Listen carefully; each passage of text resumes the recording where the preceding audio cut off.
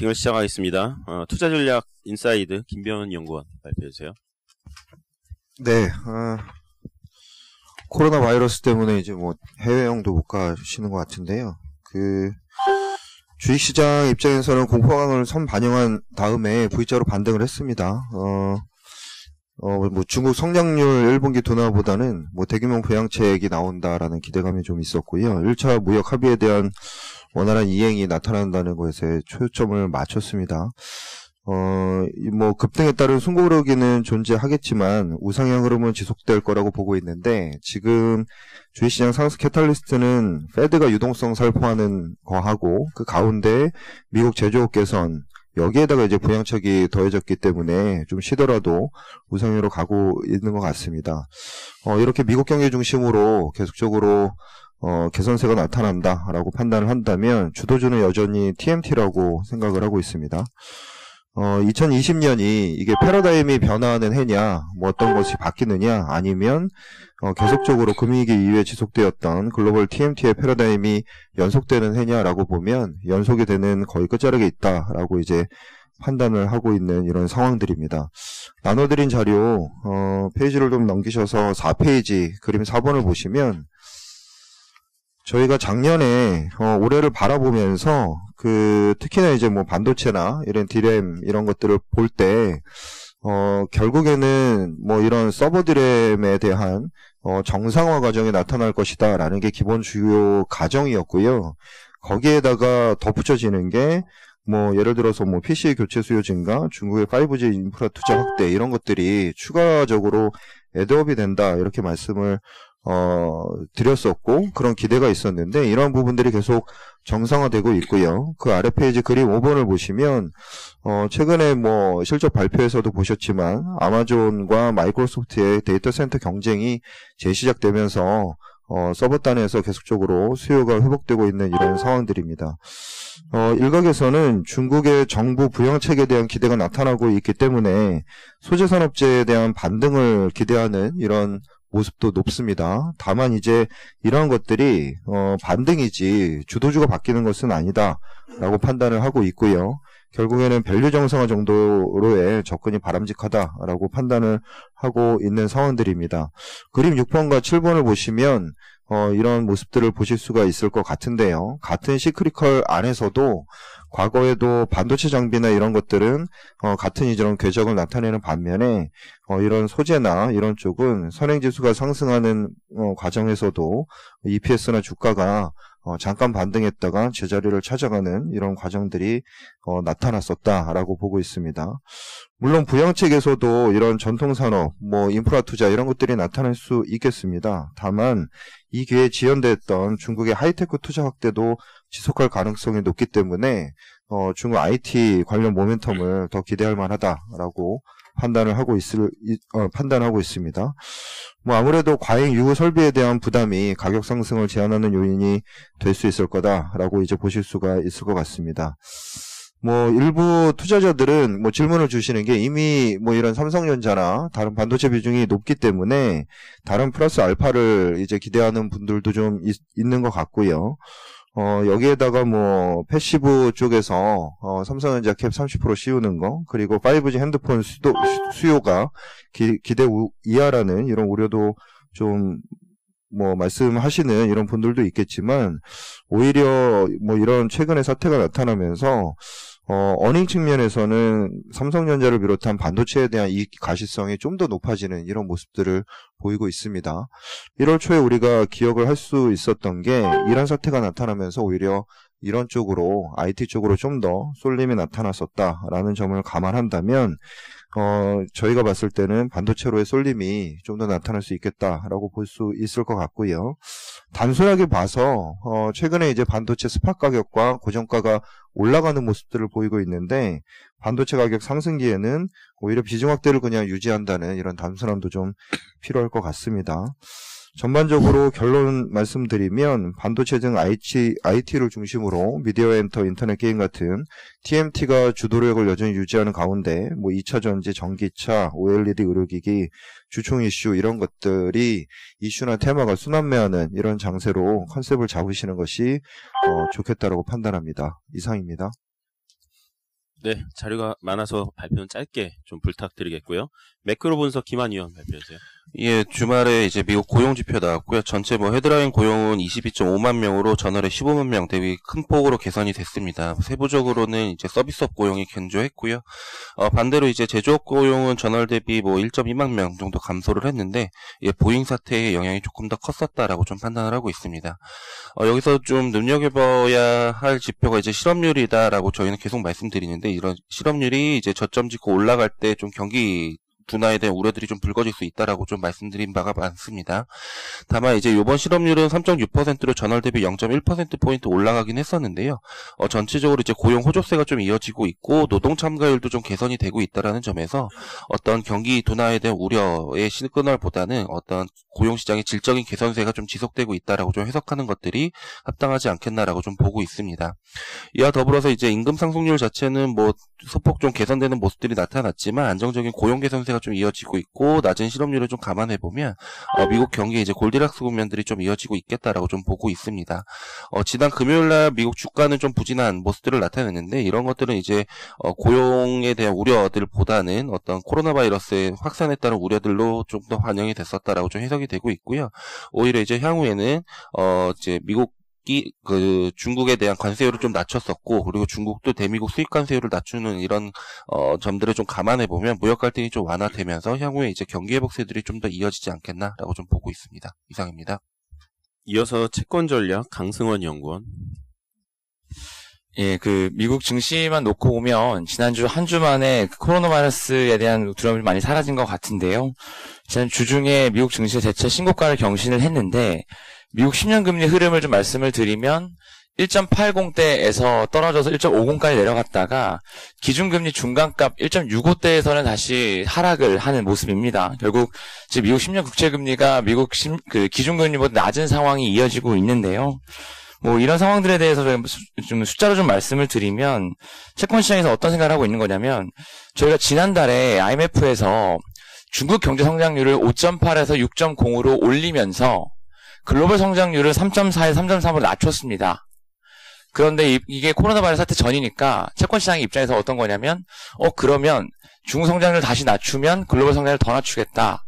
그런데 지금 점도표를 찍어 놓은 거를 보시면 지금 미국이 잠재 성장률을 1.9로 찍어두고 올해 성장률을 2.0으로 해놨거든요. 그러면은 만약 0.1%포인트만 낮아져도 미국의 GDP 갭이 0으로 수렴한 상황에서 글로벌 성장률 전망치를 낮출 재료가 생겼으니 연준은 금리 인하 하겠구나라고 생각을 하고 있기 때문에 지금 미국 10년 금리가 최근에 미국 증시의 어떤 신고 경신에도 불구하고 기준금리 이하로 내려온 상황이 이어지고 있다라고 보시면 될 것 같고요.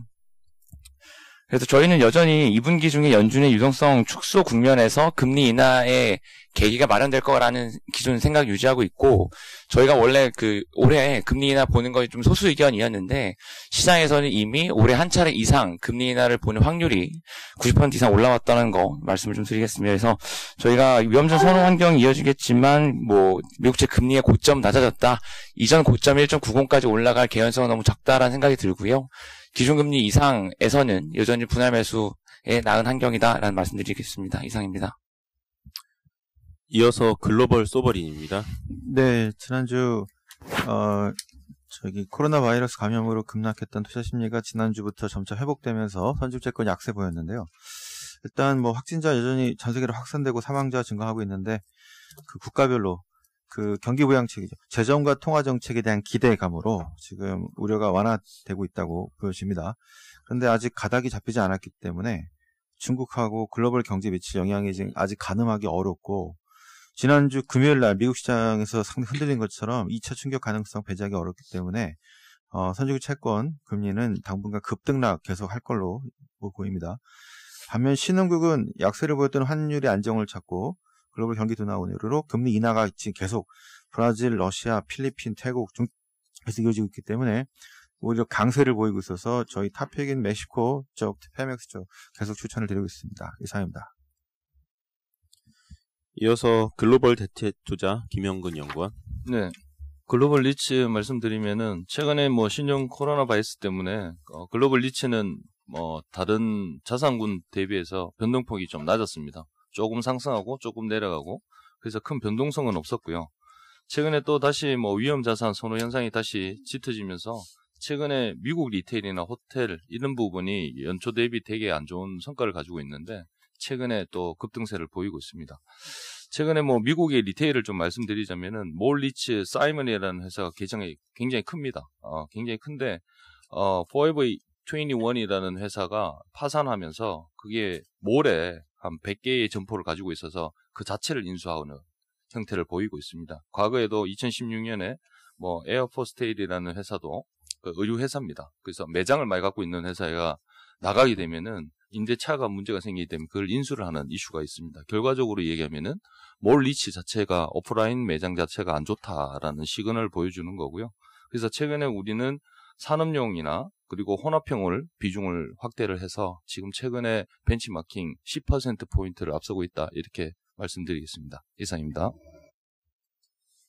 네, 원자재 전략 황병진 연구원 말씀해주세요.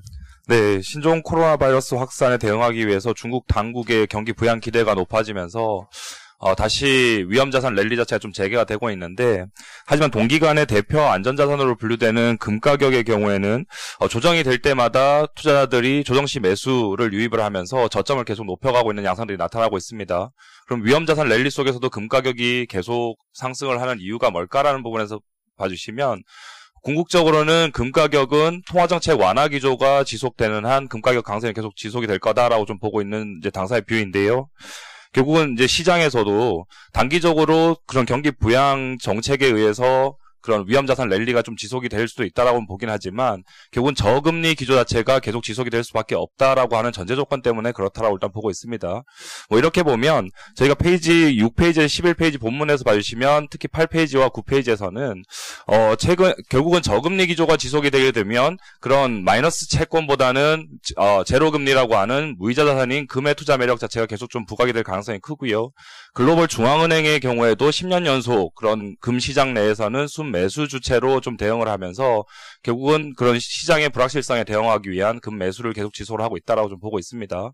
특히 금 가격은 실질금리와 뚜렷한 음의 상호관계를 보이는데 결국은 명목금리의 상방 경직성이 상당히 강해지고 명목금리가 꾸준히 아래쪽으로 좀 내려오는 경향들이 나타나게 된다면 위험자산 랠리가 발생하면서 기대 인플레이션이 올라가더라도 실질금리는 빠지게 되고요. 또 명목금리가 또 빠지는 국면으로 가더라도 실질금리는 빠진다라는 측면에서는 이렇게 해도 저렇게 해도 금에 대해서는 조정시 매수 관점으로 계속 대응할 필요가 있다라고 좀 말씀드리겠습니다. 추가적으로 유가에 대해서 이제 첨언을 드리면 지난주에 저희가 유가에 대해서 좀 단기 매수 기회를 좀 포착하자라고 좀 말씀드렸는데 기술위원회 오펙 플러스 기술위원회에서 하루 평균 60만 배럴에 대한 감산을 추가적으로 해야 된다라고 하는 권고안을 좀 내놓았고요. 하지만 유가가 단기적으로 바닥은 잡았는데 좀 크게 올라가지 못한 이유는 러시아가 아직까지는 이 입장에 대해서 입장 차이를 좀 보이고 있다라는 점을 좀 견지할 필요가 있겠습니다. 2월 중순 중으로 2월 중순을 기점으로 해서 긴급 해동이 일어날 거다라고 일단 보고는 있고요. 이 기간 동안 결국은 러시아까지 좀 참여를 하게 된다라면 유가는 또 바닥을 잡으면서 서서히 좀 반등 시도를 하지 않을까라고 좀 보고 있습니다. 그래서 $50 부근에서는 트레이딩 바이 관점으로 매수를 하자라고 좀 말씀드리겠습니다. 이상입니다. 금 강조하셨는데 최근 은은 상대적으로 부진하잖아요. 은은 어떻게 보시나요? 은은 금 가격이랑은 장기 시계열로 보시면 동일하게 좀 가긴 갑니다. 그렇게 되면 금 가격이 상승 시도를 할 때는 은도 서서히 위로 일단 방향성은 좀 가지고 있다라고 보는데 결국 금이냐 음이냐라고 일단 볼 때는 금과 은이 가지고 있는 특징에서 안전자산과 인플레이션 해지를 본다라고 보면 은은 인플레이션 해지 때 금보다 훨씬 더 일단 아웃퍼폼하는 경향이 있습니다. 뭐 이렇게 보면 저희가 유가 연간 변동률을 보면 유가가 플러스 구간으로 일단 머물게 되는 구간은 저희가 2월까지 봤지만 생각보다 빨리 유가가 빠지면서 이 구간이 좀 1월 달까지 사실상 끝나버렸다고 일단 보고 있고요. 당분간은 금 가격, 은 가격이 간다라고 보면 장기적인 안전자산에 기인한 금 가격 상승이 가능하다라고 좀 봐서 당분간은 금보다는 좀 덜 언더퍼폼할 가능성이 크다라고 좀 보고 있습니다. 하지만 방향성적인 측면에서는 좀 위쪽으로 계속 향하고 있지 않나라고 좀 보고 있습니다. 네, 이어서 산업기업 분석으로 가겠습니다. 자료가 많아서 짧게 포인트만 발표해 주시고요. 항공운송산업 정현승 연구원. 네, 1월 데이터 나왔고요. 여객 1.8% 감소했는데 인천공항은 증가한 반면 지방공항 감소가 훨씬 더 컸습니다. LCC가 훨씬 더 어려운 상황이었고요. 2월부터는 수요가 위축될 거로 보고 있는데 단거리 노선이 거의 지금 전멸하다시피 하는 상황입니다. 그래서 동남아도 수요 위축이 좀 크게 나타날 거로 보고 있고요. 다만 화물은 설 연휴를 감안해도 조업일수가 적었다는 점에서 좀 수요가 괜찮았고요. 아직 뭐 타격이 나타났다고 보기는 어렵고, 오히려 최근에 그 서플라이 체인 문제들 때문에 긴급 화물 수송들의 수요가 좀 늘어나고 있습니다. 그래서 오히려 뭐 2분기부터 수요 증가가 좀 나타날 수 있다 이렇게 판단해서 대한항공 중심으로만 보자. LCC는 여전히 좀 부정적인 관점 유지하도록 하겠습니다. 이상입니다. 네, 이어서 휴대폰 IT 부품 산업 이규하 연구원입니다. 네, 지난주 금요일날 대만 휴대폰 칩셋 업체 미디어텍하고 타이오이덴 실적 발표를 했고요. 일단 둘 다 실적은 괜찮았는데 다음 분기 실적은 좀 차별화가 될 것으로 보입니다. 지금 미디어텍은 중국 쪽에서 우한 폐렴 영향 때문에 전체적으로 스마트폰 출하량 자체가 좀 안 좋아지면서 지금 컨센서스 대비해서 거의 30% 이상 안 좋은 실적 가이던스를 줬고요. 타이오이덴은 생각보다 뭐 양호한 지금 가이던스를 줘서 일단 매출액만 주긴 했지만 시장 컨센서스 대비해서 소폭 상회하는 가이던스를 줬습니다. 그래서 지금 좀 보이는 게 그 중국 우한 영향 때문에 확실히 스마트폰 수요도 그렇고 공급도 그렇고 안 좋아지는 게 좀 보이는데 1분기에 MSCC 같은 경우는 물론 이제 영향이 있겠지만 공급도 지금 일단 좀 안 좋아지는 상황이고 5G 투자가 같이 이제 연결이 되면서 이쪽은 오히려 좀 괜찮은 것 같아요. 그래서 무라타도 그렇지만 타이오이덴도 그 BB 레이쇼라고 뉴 오더랑 그 세일즈랑 이제 나눈 그 지표가 1을 계속 넘어서서 지금 올라가고 있기 때문에 그러니까 이런 우한 영향에도 불구하고 이런 MLC 업황은 좀 괜찮은 것 같다. 그래서 국내 관련해서는 삼성전기는 어차피 이제 뭐 업황이 좀 괜찮은 거에 수혜를 입을 거고 중국 익스포저가 높은 업체들은 좀 피해를 입을 수 있을 것 같은데 그게 이제 뭐 아이솔 같은 업체들이 중국 비중이 한 30% 정도 되기 때문에 이런 건 좀 이제 조심히 봐야 될 필요가 있다. 이렇게 말씀드리겠습니다. 이어서 SK머티리얼스 도현호 연구원.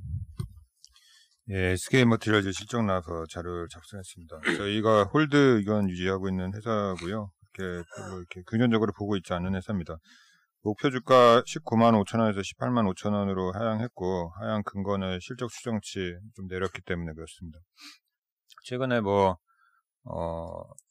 우리나라 이제 정부랑 그 삼성전자가 그 국내 이제 소재 업체 좀 많이 밀어주고 있거든요. 그 일본이랑 한국이랑 그 무역 분쟁 그 이후에.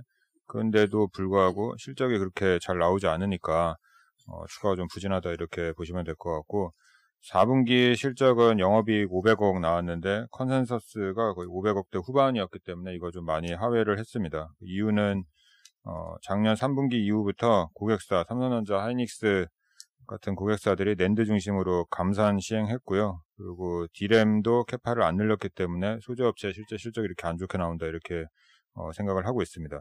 1분기 실적도 그 영업이익 한 435억 원 정도 나올 것 같아서 컨센서스를 상당히 좀 크게 하회하지 않을까 이렇게 보고 있고요. IT 비수기가 겹치고 그리고 반도체 업체들 출하량도 감소가 예상이 되고요. 그리고 디스플레이 고객사들의 LCD 최근에 이제 팹 그 생산 중지 영향 때문에도 좀 부정적이다 이렇게 보시면 될 것 같습니다. 최근에 이제 좀 되고 있는 이제 우한 폐렴으로 IT 그 전방 업체 생산 차질도 이제 실적에 영향을 주지 않을까 이렇게 보고 있습니다. 그리고 이제 앞에 이제 이규하 연구원이 그 미디어텍 그 실적을 그 말씀을 하셨는데 그 최근에 이제 글로벌 업체들 동향을 보면 그 TSMC는 실적을 안 내렸어요. 1분기에 대한 가이던스를 조정을 안 하겠다 이렇게 얘기를 했습니다. 그래서 그 정리해서 말씀드리면 스마트폰은 조금 안 좋지만 서버랑 이런 것들이 괜찮기 때문에 TSMC가 전 세계 이제 IT 경기에 이제 좀 바로미터거든요. 그래서 걔네들 실적은 좀 괜찮다 이렇게 보시면 되고 메모리 업체들도 스마트폰은 안 좋지만 서버가 지금 너무 좋기 때문에 그렇게 큰 영향은 없다 이렇게 정리하면 될 것 같습니다. SK머티리얼스 투자의견 홀드로 잘 가져가고 있는데 그 반도체 업황 개선하고 견조 보면은 이런 소재 업체들 언제쯤에 매수해야 될 것 같아요? 그 소재 업체들은 그 고객사들이 투자를 좀 늘려가지고 생산량이 좀 많이 늘어야지 실적이 좋거든요. 근데 지금 삼성전자가 그 평택 2라인이랑 그 시안 2라인 그리고 하이닉스는 아직 얘기는 안 하지만 저희는 그 우시 이라인에 올해 투자할 거다 이렇게 생각하고 있습니다. 그래서 1분기, 2분기 중으로 투자를 해서 출하량이 늘어나는 3분기부터 실적이 좀 개선되지 않을까 이렇게 생각이 들고요. 주가 측면에서도 그 바로 직전이 매수 타이밍이 아니지 않을까 그렇게 생각합니다. 그래서 상반기는 저희는 큰 메리트 없다 이렇게 생각하고 있습니다. SK 머티리얼즈는 기존의 캐시카우인 뭐 NF3나 모노실라 말고 추가적으로 뭐 신소재 개발하거나 뭐 이런 좀 부각될 만한 부분은 없나요? 그래서 자회사 중에서 그 SK 트리캠이랑 그 쇼아덴코가 있고요. 그리고 가스하는 SKC 에어가스가 있는데 걔네들이 작년에 좀 모멘텀이 됐었는데 그 고객사들의 투자가 없으니까 그 1분기에는 그 자회사들 실적도 좀 안 좋다 이렇게 생각을 하고 있습니다. 그리고 작년에 이제 좀 많이 기대했었던 게 그 SK 그룹에서 이제 배터리를 많이 그 밀고 있어서 SK 머티리얼즈도 이 중에서 뭐 하나 하지 않을까 이렇게 생각들을 많이 하셨거든요. 근데 그거는 좀 많이 딜레이 되는 분위기입니다. 네, 이어서 SK텔레콤, LGU+, 안재민 연구원. 네, SK텔레콤 먼저 말씀드리겠습니다. 저희 통신업종 탑픽으로 말씀드리고요. 이제 주가가 이제 18년에 계속 별로 좋지 않았는데, 19년에 별로 좋지 않았는데, 저희는 20년에 좀 회복을 기대를 하고 있습니다. 크게 한 5가지 포인트인데요. 일단, 알프는 드디어 돌아섰습니다. 그래서 15개 분기 만에 이제 돌아섰고요. 일단, 1분기부터는 이제 매출 쪽에 영향을 좀 미치고, 영업이익도 이제 조금씩 돌아설 것으로 기대를 하고 있습니다. 두 번째, 이제 하이닉스랑 SK 브로드밴드 11번가 ADT 캡스 쪽에 이제 실적들이 좋고요. 이 가치들을 감안을 하면 시가총액은 좀 많이 낮은 편입니다. 가장 큰 예로 하이닉스 시가총액이 거의 75조에 육박하는데 저희가 지분 20% 가지고 있고 그것만 계산해 보셔도 지금 시가총액 SK텔레콤 18조는 좀 말이 안 된다라고 보시면 될 것 같고요. 이거 관련해 가지고 지배구조 변화, 저희는 인적 분할 가정하고 있는데요. 이 부분들은 올해 나타날 가능성이 상당히 높다라고 판단하고 있습니다. 그리고 SK 브로드밴드하고 T브로드 합병 승인을 이제 1월 말에 받았고요. 4월 달에 이제 합병법인 출범할 거고 관련해서 실적 성장 추가적으로 있을 예정입니다. 이런 것들 때문에 저희 올해 SK텔레콤은 다시 좀 회복하는 시기를 좀 보고 있고요. 4분기가 실적이 조금 부진했습니다. 그래서 오히려 20년도에 조금 편하게 볼 수 있는 상황이지 않을까라고 판단하고 있습니다. 이어서 LGU 플러스 말씀드리면 그 말씀드리는 지금 SKT, KT, LGU 플러스 테마는 사실 똑같습니다. 5G 관련해서 드디어 알프가 돌아선다라는 거고, 그다음에 다른 이제 글로벌 통신사들은 5G 투자기에 들어가고 저희는 이제 투자 피크 찍고 이제 내려온다라는 부분들에서는 크게 다르지 않고요. LGU 플러스도 거기에 비슷합니다. 올해 하나 주목해서 보실 부분들은 이제 헬로비전, CJ 헬로비전에서 LG 헬로비전으로 바뀌었고, 이 부분들이 이제 1분기부터 이제 반영이 될 거다라는 부분들이 조금 차이점이다라고 보시면 될 것 같습니다. 이상입니다. 네, 이어서 롯데케미칼 발표드리겠습니다. 일단 미국 프로젝트가 이제 성공적으로 완료가 돼가지고 안정적인 이익을 좀 내고 있습니다. 영업이익률 24% 기록을 해서 사업이 안착을 좀 한 것 같고요. 추가적으로 제 EOA나 인도네시아 쪽 증설 프로젝트를 지금 진행을 하고 있기 때문에 향후에도 이익 체력이 강화하는 모습이 가능할 것 같습니다. 그래서 투자 의견 바이를 그대로 좀 유지를 하겠습니다. 4분기 영업이익은 예상보다 조금 높게 나온 상황이었습니다. 부문별로 보면 이제 기존에 전통적으로 했던 사업인 올레핀과 아로마틱은 이제 추정보다는 좀 낮았고요. 반면 그 LC 타이탄 그리고 롯데 첨단 소재, LC USA는 예상보다는 좀 높은 실적이었습니다. 지난 5년 동안 추진했던 프로젝트들이 이익이 예상보다 좀 잘 나와서 지난 이제 프로젝트들의 이제 결실이 좀 나온 것이다. 그리고 전체 이익이 한 절반이 요 새로운 사업들에서 좀 나왔다고 보면 될 것 같습니다. 계절적인 비수기여서 제품 가격은 약세였고요. 그 원가가 4분기에 이제 급등하면서 스프레드가 좀 축소된 요인이 전반적인 이익 감소의 요인이었습니다. 1분기까지는 그 원가 급등의 영향이 좀 이어질 걸로 보고 있고요. 다만 최근에 그 유가나 납사 가격이 좀 빠지고 있기 때문에 2월 하순부터는 원가 부담은 좀 해소될 걸로 보고 있습니다. 코로나 바이러스 때문에 그 중국 내에 수요나 영내 수요가 상당히 좀 위축되어 있는 상황이라고 보면 될 것 같은데 일단 바이러스의 그 확산이 좀 완화된 이후로는 뭐 이연된 수요가 가능할 것 같습니다. 뭐 무역 합의나 그 중국 부양책이 그 석유화학 섹터에도 가능하다라고 좀 보고 있는 상황입니다. 올해 연간 영업이익을 한 7,300억 예상을 하고 있는데 부문별로는 이제 아로마틱은 지금 부진이 좀 더 심화될 걸로 보고 있고요. 반면에 롯데 첨단 소재는 회복세가 좀 나타날 것으로 예상을 하고 있습니다. 이상입니다. 이어서 한라홀딩스 조수홍 팀장입니다.